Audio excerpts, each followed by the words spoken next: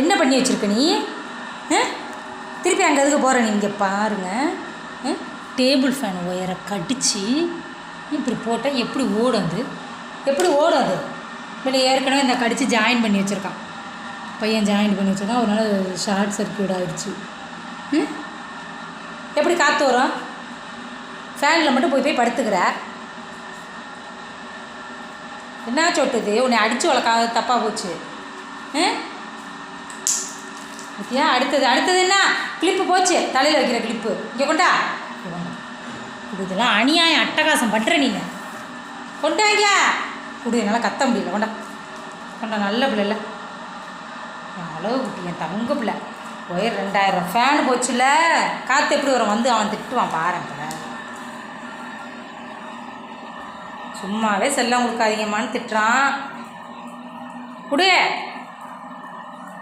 கொடுறாங்க வாயில் உள்ளது கொடு. உண்டா கிளிப்பு, தலைக்கு வைக்கிற கிளிப்பு எல்லாம் உடஞ்சி போச்சு. ஒன்று தான் இருக்கா, திட்டுவா. அக்கா காலேஜுக்கு என்ன வச்சுருப்பா வெறு அதையும் கடிச்சு. இப்படி நல்ல பிள்ளை மாதிரி பார்க்குற இந்த பேர் இந்த ஓரம்லாம் கடிச்சு வச்சுருக்குது. சோ சோ இது என்னது? அடையாளம் போட்டு வச்சுருக்கேன் நீ. என்னது ஏறி எடுக்க போகிற நீ? என்ன பண்ணணுப்ப? உனக்கு தான் விளையாட கப்பு கொடுத்துறேங்க. இங்கே கப்பை உருட்டி விளையாடுறான்னு கொடுத்தா நான் போய் பாத்திரம் விளக்கிட்டு இருக்கேன். கேப்பில் அதை கடித்து தொங்க விட்டு வச்சுருக்குறேன். வேர்க்குது, சத்தை வந்து உட்காருவோம் ஃபேன்லன்னு பார்த்தா. டேபிள் ஃபேன் இல்லாமல் இப்படி படுக்கிறது இது என்னது?